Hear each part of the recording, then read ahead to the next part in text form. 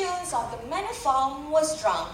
He locked the hen houses for the night, but was too drunk to remember to shut the portholes. With the ring of light from his lantern dancing from side to side, he lurched across the yard, entered his house, and fell asleep in his armchair. As soon as the light went out, there was a stirring and a fluttering all through the farm. Word had gone round during the day that the old major, the prize with the white wall, had had a strange dream on the previous night. He wished to communicate it to the other animals. And the animals came in one by one. Then comes Benjamin the donkey. I am Benjamin, the oldest animal on the farm and the worst tempered. I seldom talk, and when I did, was usually to make some cynical remark. I never laughed. If asked why, I say I saw nothing to laugh at. Hee-ha! Right after that, the two cart horses come in together. I'm Clover. I'm stout, motherly horse who had never got back my figure after having my first fall. And I am Boxer. I am an enormous cart horse nearly 18 hands high. I am as strong as any two horses put together. I am not of the first-rate intelligence, but universally respected by all the other animals for my steadfastness and hard work. Bravo, Boxer! Oh, Old Major is coming! Old Major the pig! Comrades, you have heard already about my strange dream last night, but I will come to that dream later. My dearest comrades, allow me to explain the nature of our lives. We are oppressed. We are exploited. We are enslaved by humankind. We are denied our rights to live as free animals. So the only way to get some of this oppression and exploitation away from us is coming together against a common enemy. Who taught you that man can take away your eggs? Who taught you that man can take away your milk? Who taught you that man can take away the hay you help produce? Who taught you that man owns you your life? So much so that when your comrade is taken to the slaughterhouse, no one bats an eye. No, comrades, before you complain about life, you need to ask yourself, who taught you you were born a slave? All animals need to come together and fight this common enemy. We need to stop doing man's bidding and let him know that if he's not ready to take care of his farm, if he's not ready to take care of his farm, then he shouldn't have a farm. He should catch on fire and burn down. Last night I had a dream. It was a wonderful dream. It was a dream of an old song, one my mother used to sing to me. It is called The Beast of England. Beast of England, beast of Ireland, beast of every land and clime, hearken to my joyful tidings of the golden future time. Soon or later, days coming, tyrant man shall be overthrown, and the fruitful fields of England shall be trod by beasts alone. Rain shall vanish from our noses, and the harness from our back. Bit and spurs shall rust forever, cruel whips no more shall crack. For that day we all must labor, though we die before it breaks. Cows and horses, geese and turkeys, all must toil for freedom's sake. Beasts of England, beasts of Ireland, beasts of every land and clime, hearken well and spread my tidings of the golden future time. Quiet! 3 nights later, unfortunately, old Major died in his sleep. During the next 3 months, there was much more secret activity. The work of teaching and organizing everybody was done by the pigs, who were the cleverest of the animals. The 3 most important pigs were Snowball, Squealer, and Napoleon. I am Napoleon. I am a fierce boar of getting my own way. I am a practical pig, a pig of few words. And I don't. So I will work hard and say little. I am Snowball, a vivacious pig, a quicker speaker, and more inventive. I am an idealist who always dream of ways of the future. A life of plenty, all we produce, we shall own collectively. And I am Squealer, a fat poker, very persuasive and love to talk. I talk about information, comrades, and facts, comrades. For me, without knowledge, we can have no opinion. Without opinion, there can be no vote. And with no vote, there can be no knowledge. The majority must rule. they began to develop a system of thought based on what old Major had said. They called it animalism. Animalism? Animalism?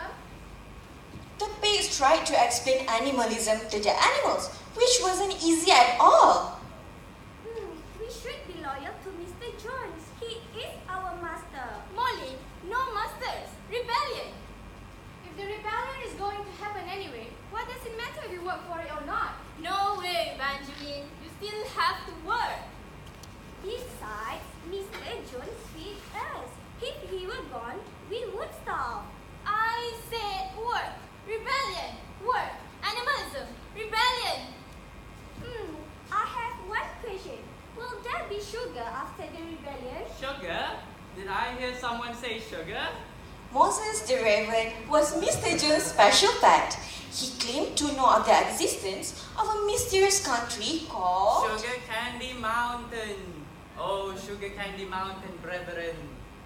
That wondrous land to which all animals go when they depart this vale of tears. It lies way up in the sky, dearly beloved, just beyond the clouds. Oh, Sugar Candy Mountain. Lumps of sugar and linseed cake grow on all the hedges there. Oh, hallelujah, brethren. Be joyous for the day when we all shall see Sugar Candy Mountain. Oh, Moses, it doesn't exist. There's no such place as Sugar Candy Mountain. Yes, there is, brother. You just have to believe. You just have to believe. There is still no such place. There is no such place as Sugar Candy Mountain. Come on, comrade Evangeline. Let's get out of here. Moses has nothing left to offer.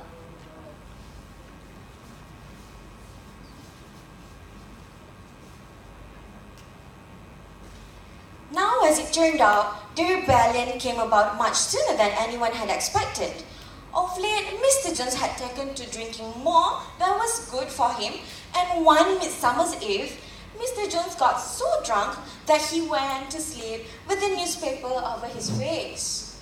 That evening, the animals remained unfed. What? The animals remain unfed. Wait, there's Jones. Get him! And don't come back!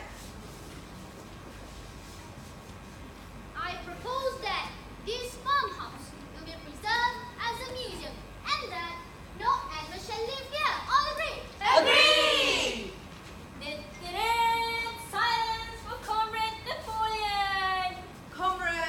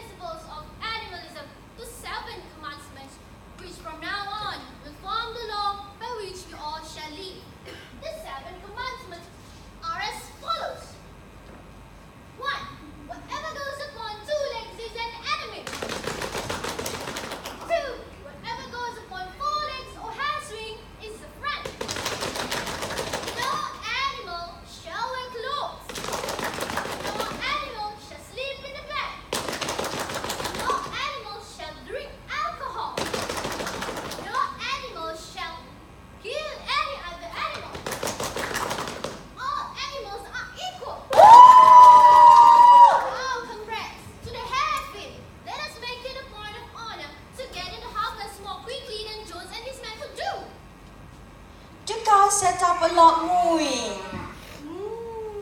I haven't been milked for days. What is going to happen with all my milk?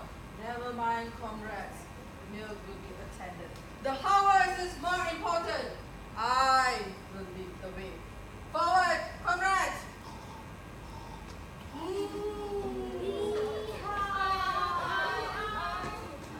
So the animals trooped down to the hayfield.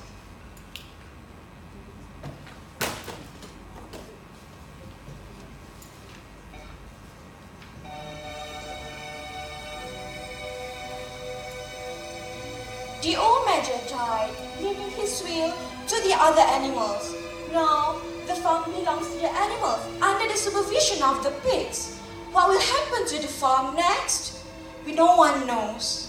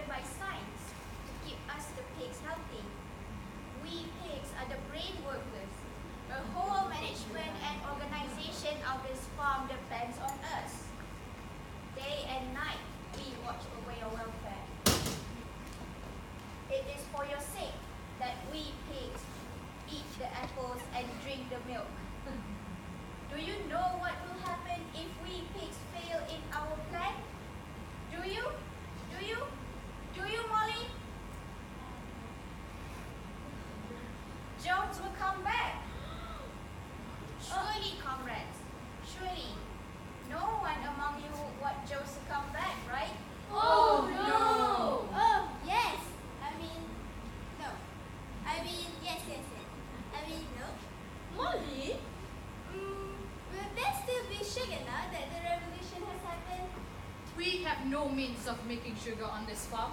Besides, you don't need sugar. You can have all the hays and oats you want. And shall I still be allowed to wear ribbons? Comrade, those ribbons you are so devoted to are a badge of slavery. Can you not understand that liberty is worth more than your ribbons? But can I keep this pretty blue ribbon I found in the farmhouse? No, ribbon should be considered as clothes, which is a mark of a human being. Comrades, these ribbons are a badge of slavery. Can you not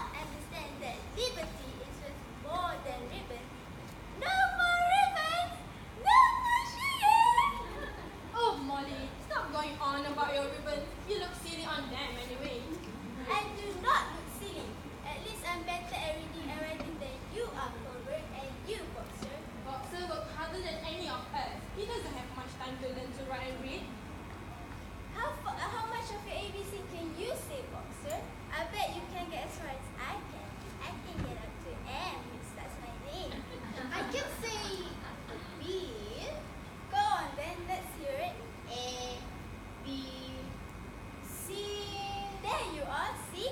Give him a chance. Let him have a think. A, B, C. A, B, C, D, E, F, G. Molly.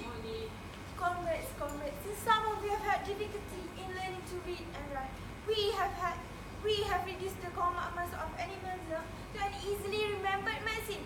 4 legs good, 2 legs bad. 4 legs good, 2 legs bad. 4 legs good, 2 legs bad. 4 legs good, 2 legs bad. 4 legs good, 2 legs bad. Education for the young was more important. A dog has just given birth to a litter of fine puppies. I took them in, and I will be responsible for their education. They are my puppies now.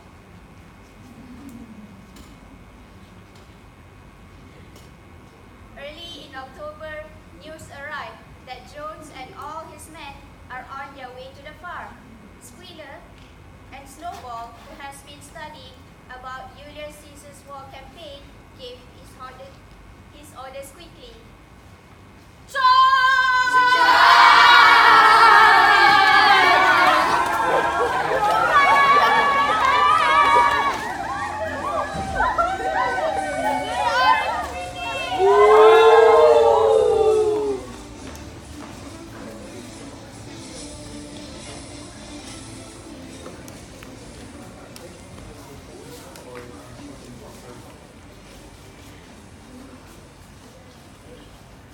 Comrades, the enemy has been repelled. We have won a great victory!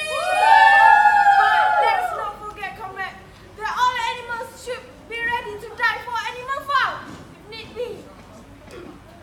Comrades, we have decided to create a military decoration, Animal Hero First Class, which we confer to Snowball and Boxer for their valiant effort during the Battle of the Cowsheds. Long live Snowball! Long live Boxer! Long live Snowball! Long live Ribbon!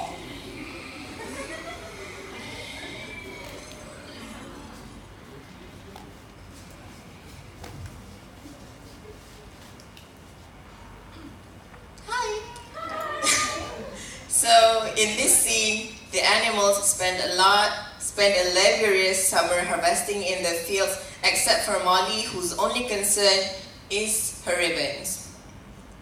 The cunning pigs manage to fool the rest of the animals on the farm and use them to get all the farm work done.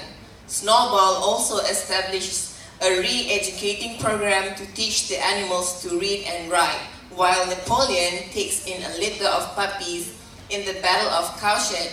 Snowball is injured. He and Boxer is given an award for their bravery.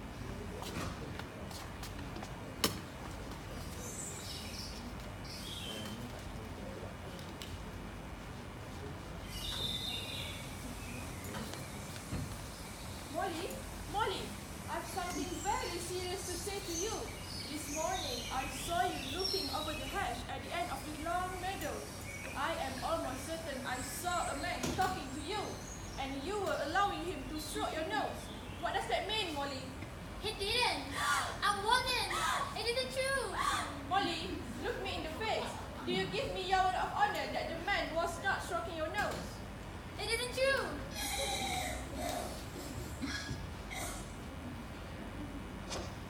3 days later, Molly disappeared.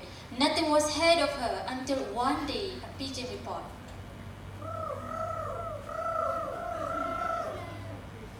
I saw her between the shaft of a smart dress painted red and black outside the park. A fat, red-faced man was stroking her nose and feeding her with sugar, and she wore a scarlet ribbon round her collar. She looked as if she was enjoying herself. None of the animals ever mentioned Molly again.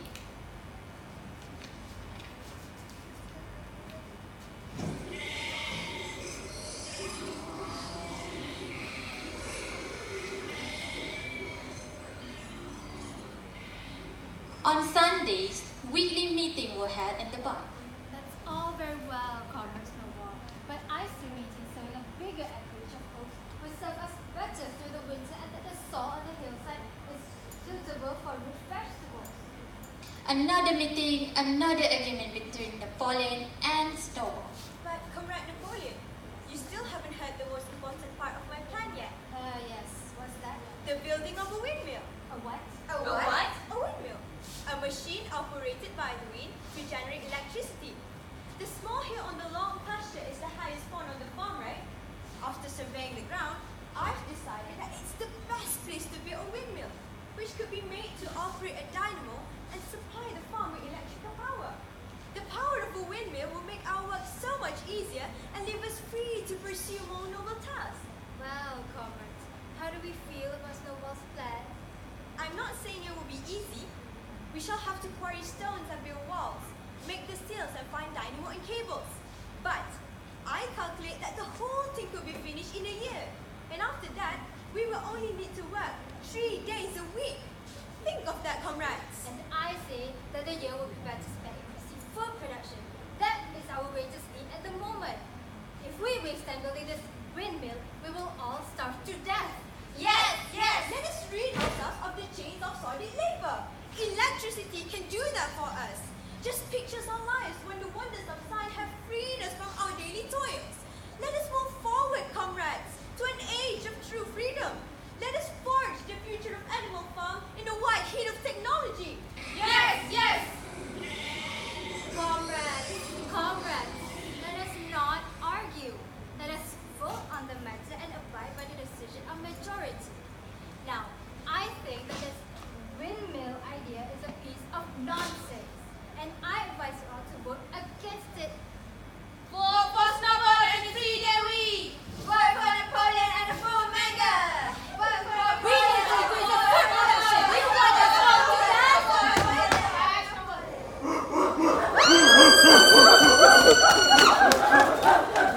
From now on, comrades, the weekly meetings will come to an end. They are unnecessary and a waste of time. In future, all questions related to the workings of the farm will be settled by the Special Committee of Pigs, presided over by myself. Now, the meetings will be held in private, and you will all assemble once a week to be given your orders. But there will be no more debates.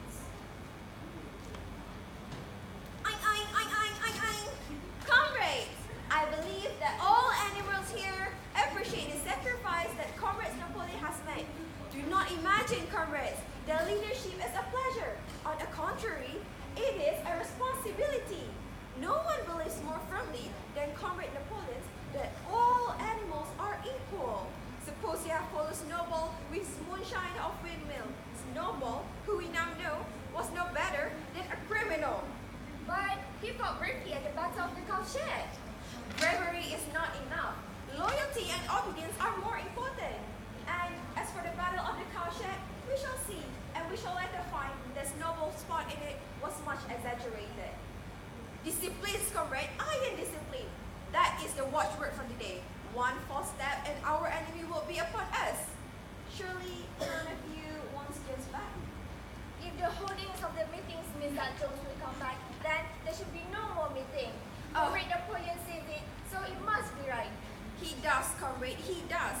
And one other thing, comrades. Napoleon has decided to go ahead with the plan surprise, comrades. In fact, the idea of building a windmill was Comrades Napoleon's own creation. And then Snowballs stole it to make himself look better in your eyes. Why then did Napoleon speak so strongly against it at the meeting? That was Comrade Napoleon's cunning. He only appeared to oppose the idea of building a windmill to get rid of Snowball. Now that Snowball is out of the way, we can get on with our job. He is a bad character and a bad influence. That, comrade, is what is known as tactics. Tactics, comrade, tactics. Napoleon is always right.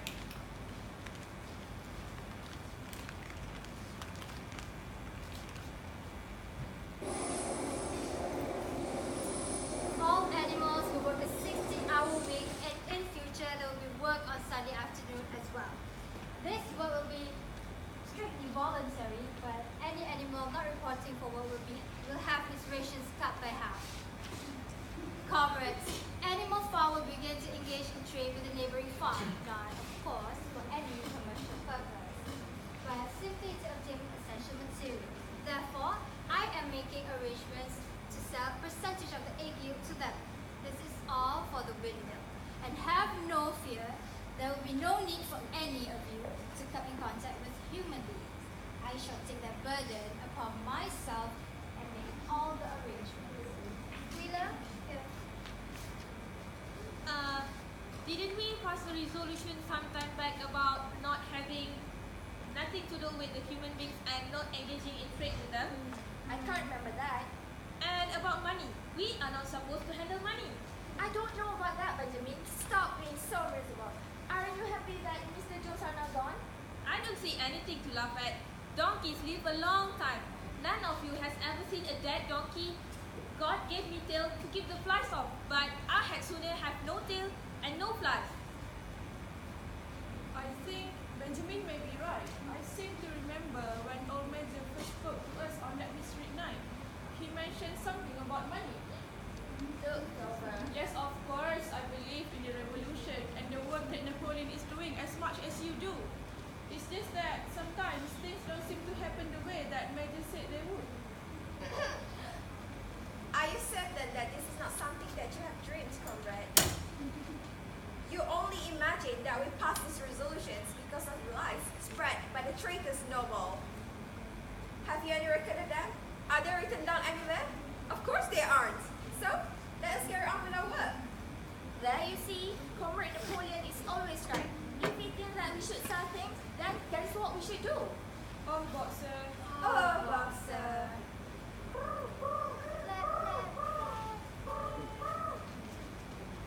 I have seen them. What? I say I have seen them. Who? Napoleon, Squealer, and all the other pigs. They have moved into the farmhouse. They are living there. I don't believe you. But it's true, I tell you.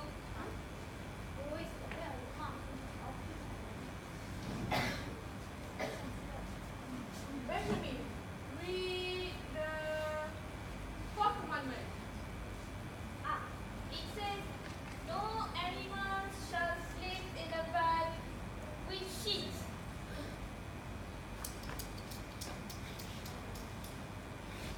So, comrades, you heard that we, pigs, are now sleeping in the beds of the funhouse. You did not suppose that there were ever a ruling against bed. A bed merely a place to sleep in. The rules was against sheet, which was a human invention. We have removed the sheets and sleep within blankets. With all the brain work that we have to do, surely you do not want us to be too tired to carry on with our duties. Surely none of you wishes to see Jones back. Well? No, comrade. Very well then, because he will come back, I assure you, if you are careless.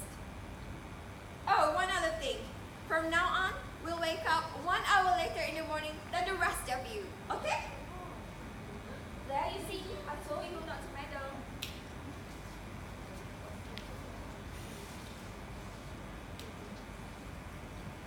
November came with strong winds and torrential rain. Finally, day came a night when the gale was so violent that the main building rocked on their foundation, and several tiles were blown off the roof.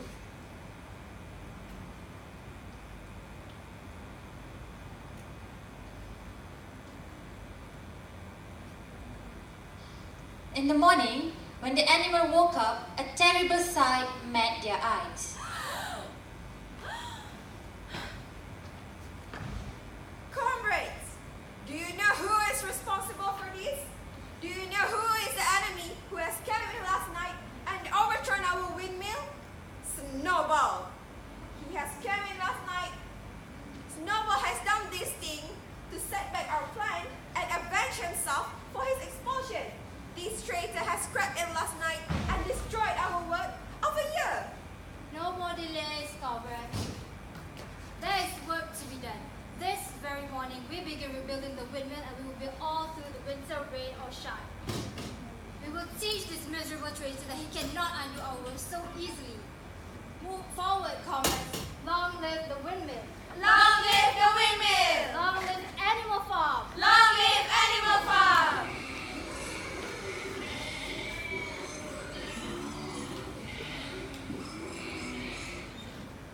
In this scene, Snowball was kicked out of the farm by Napoleon after he proposed the idea to build a windmill.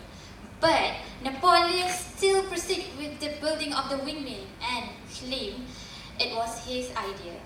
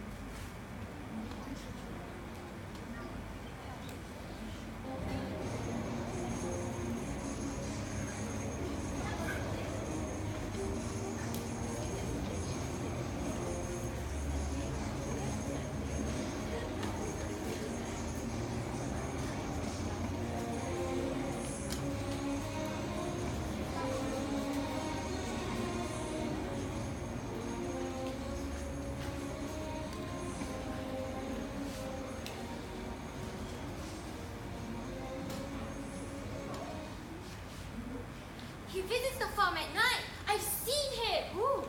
Snowball, of course. He must have stolen all that corn which went missing a few days ago. Yes, and broken all those eggs which were ready for market. He's taken the key to the store shed and thrown it down the well. He's stolen the apples from the orchard. Broken windows. Destroyed fences. Poisoned the milk. Blocked the drinks. Uprooted the crops. Throttled the chickens. Comrades, I have alarming news. It seems that the traitor, the Snowball, has been here. A full investigation must be done.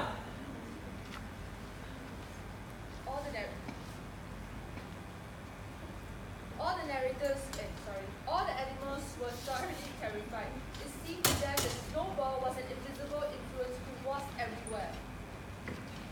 Comrades, we know that some of you are Snowball's secret agent. We know who you are. We shall seek you out and hunt you down. You will be punished.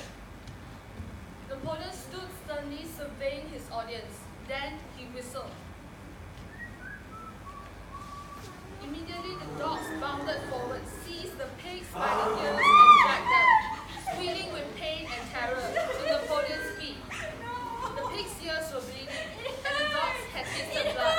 And for a few moments they appeared to have gone quite mad. Stop! Do you have anything to confess? No.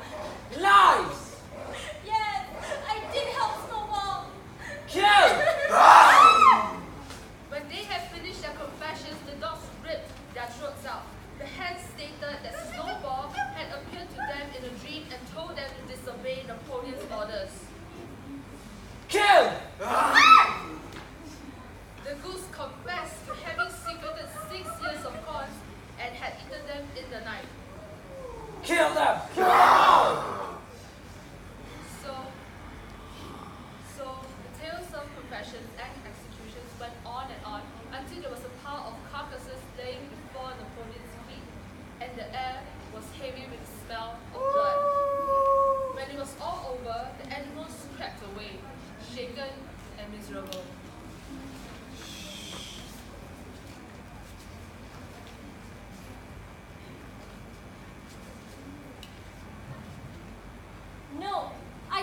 believe such thing could happen to our farm. It must be due to our own fault. The solution, as I see it, is to work harder. But surely, this is not what we look forward to on that night when old Major first stirred us to rebellion. He told of a society of animals free from hunger and the weak, all equal, the strong protecting the weak. What has happened to us? We have come to a time when no one speaks his mind, when fierce, growling dogs roam everywhere. We have to watch our comrades being torn to pieces after confessing to shocking crimes. Oh, life is so much better than it was during John's time. But it was not for this that we have hope and toil.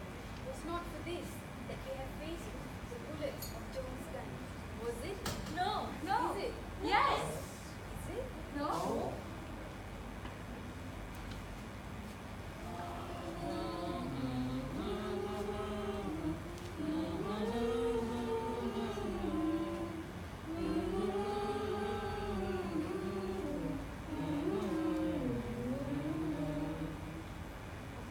By a special decree of Comrade Napoleon,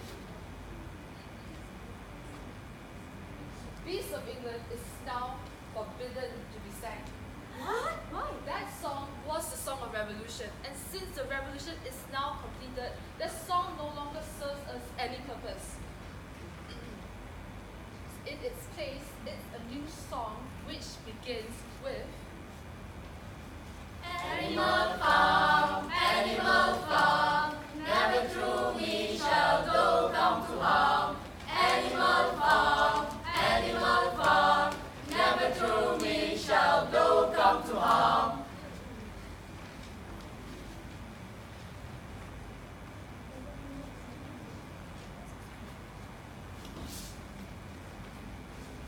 The sixth commandment: no animal shall kill any other animal. Muriel, read the sixth commandment. Bad. No animal shall kill any other animal bad without cause. Bad.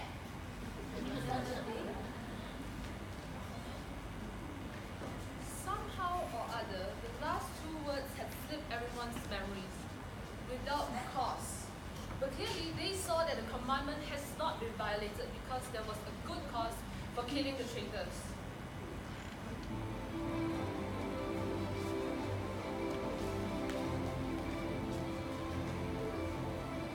Okay, comrades, I have a new poem. It is for our father, Comrade Napoleon. It is entitled, Comrade Napoleon. Friend of the fatherless, fountain of happiness, Lord of the swill bucket, oh how my soul is on fire when I gaze at thy calm and commanding eyes, like the sun in the sky. Comrade Napoleon, Comrade Napoleon, Comrade Napoleon, thou art the giver of all that thy creatures love, full belly, twice a day, clean straw to roll upon, every beast, great or small, sleeps at peace in his song. Thou watches over us all, Comrade Napoleon, Comrade Napoleon, Comrade Napoleon. Had I a sucking pig, ere he had grown as big, even as a pinch bottle or rolling pin. Yes, he should be only faithful and true to only thee. Yes, yes, yes, his first quick should be Comrade Napoleon, Comrade Napoleon. Okay, a round of applause for our father, Comrade Napoleon. Okay, thank you.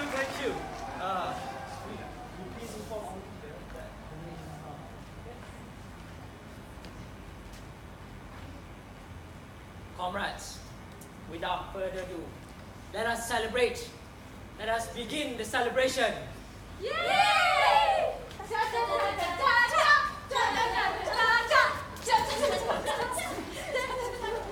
God will. Thank you, comrades. Comrades, it is fitting that on this historic day, we can now proclaim Animal Farm as a republic, and I, Napoleon, its first president. Woo!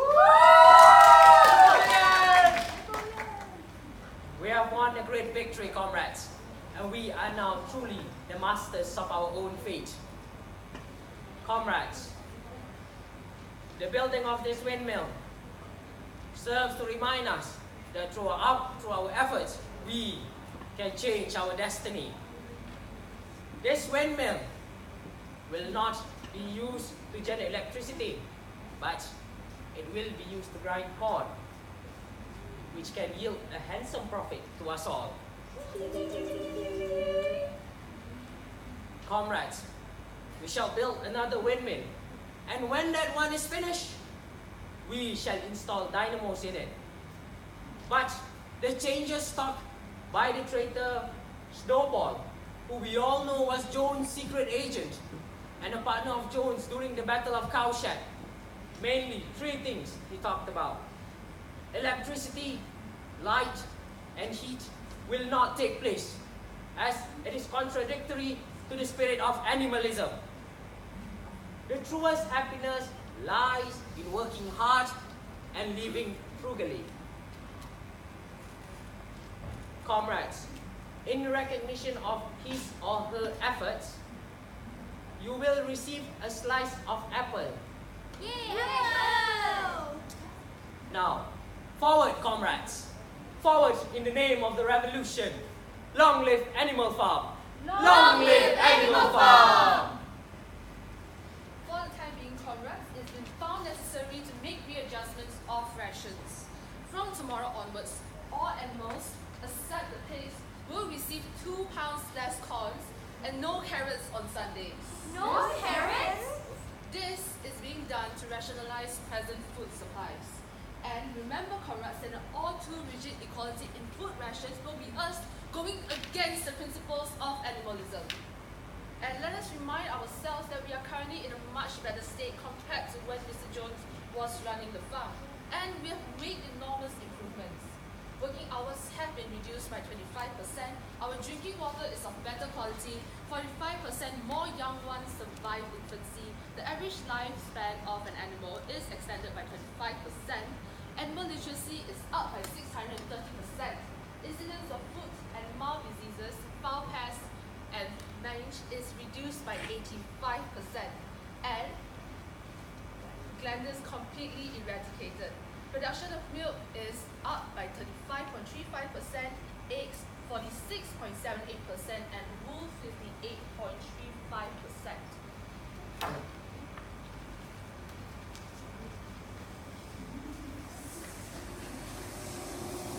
Winter, the animals gather around the cart, cold, hungry, and miserable. Life was hard, and the winter cold, and food was scarce. Sugar Candy Mountain! There is no such place! No! You are dead, you are No, I don't believe this! You have to believe me! No, you have to believe me! What's with all this commotion? Continue back with your work now. Come on, sing the song. Come on, work, come on. Sing, come on, work. Come on, faster, faster. Come on now. Come on now. Boxer! Boxer has fallen and cannot get up! Help! Help! It's my lungs! Comrade Boxer, this is truly distressing me. No worries, Boxer. I will send you to a nearby vet to be treated far better than we can. Boxer, slowly. Thank you, comrade. But do not worry about me. I was happy to see the windmill finish. At any rate, to tell you the truth, I was looking forward to retiring. Why? I only have a month to go. No, I have time to study a bit. Study what? The last 22 letters of the alphabet, of course. Okay, well now, I can help this year. Bye, Boxer. Bye, everyone. I'll see you soon. Get well soon. Bye. Who's written at the study room, right? No, Uncle Simon. Who's Nora? He knows animals are weak. Boxer, come back, Boxer. Boxer, get out now. They're taking you to your dad. Boxer. You could hear the tremendous drumming of Boxer's hooves beat from inside Boxer! the van. It quickly faded away and the van disappeared down the road and Boxer was never seen again.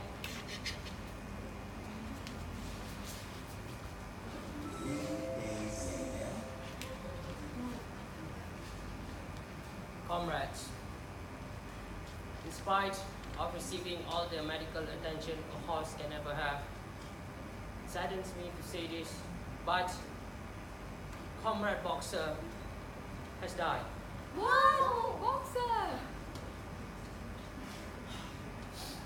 Comrades, it was truly one of most the affecting sights I have ever seen. In his dying breath, he whispered to me, "Forward, comrades! Forward, comrades! Forward in the name of the revolution." Comrade Napoleon is always right. Napoleon is always right. Napoleon is always right. Napoleon is always right. Unfortunately, comrades, I cannot bring back the lamented body of our Comrade Boxer. But I have ordered a large wreath made out of laurels to be put on his grave. Comrades, a special banquet will be held in his honor, which only the pigs are invited. What? Comrades, do not forget what Boxer said. Napoleon is always right. Napoleon is always right. Napoleon is always right. No animal shall drink to excess.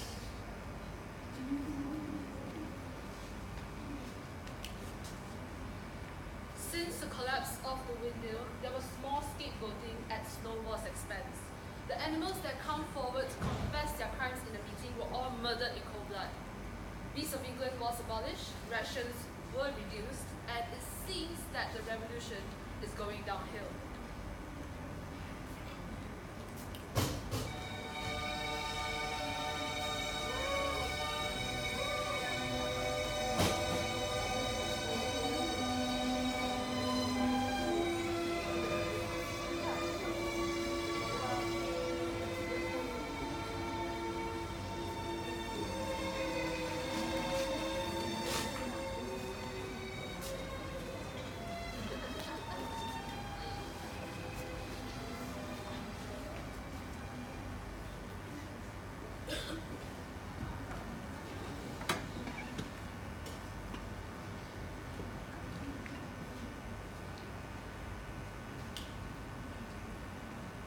Years passed, seasons came and went. Boxer was forgotten. Except by the few who had loved him. Muriel died, and so did Jones in a home for drunks in the next village. Clover had become a stout old horse. Napoleon had become a mature, fat pig. And Squealer was so fat that he could barely see out of his eyes. I can remember everything about my life, and I know that things are never much better or much worse. Let's face it, hunger, hardship, disappointments are all our lot. But life went on, and the animals never gave up hope. It is, after all, an honor and a privilege to be members of Animal Farm. Still, the only farm in the whole country to be owned and operated by animals. The golden future which old Major promised us and which we used to sing about is still coming. It may not happen in our lifetime, but it will happen. We feed ourselves, we work for ourselves, we serve no man. All animals are equal. All animals are equal. So life went on, and then one day... Look! Come! Look! It's the pig! They're walking on two legs. And they're wearing human clothes. Human being clothes. The animals peer through the cracks in the fence and hear from the other side. 4 legs good, 2 legs better. 4 legs good, 2 legs better. The animals watched the pigs walking on 2 legs and wearing clothes, and it seemed to them that their world has been turned upside down. A week later, human beings were invited to the farm by the pigs.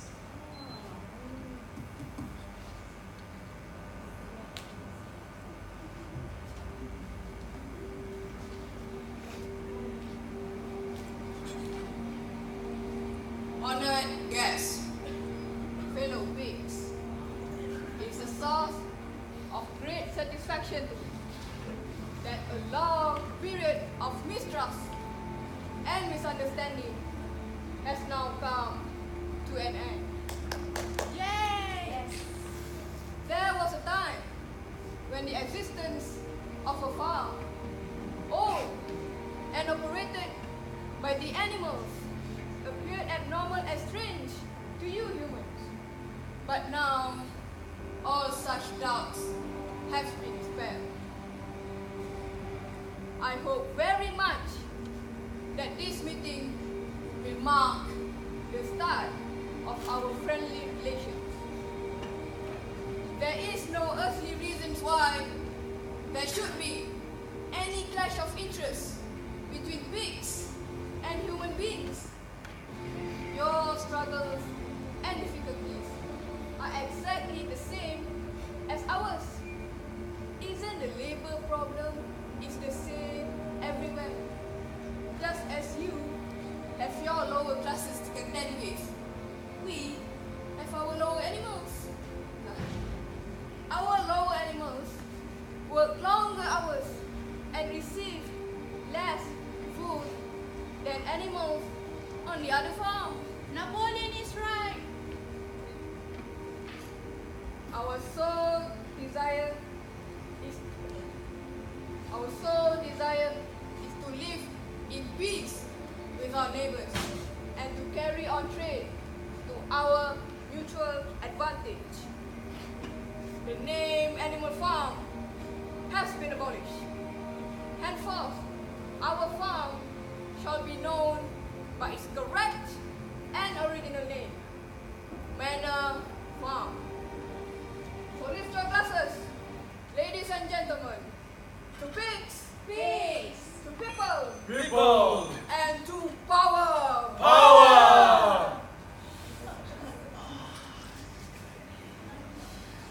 The animals looked from pig to man and from man to pig and from pig to man again. But it was already impossible to tell which was which.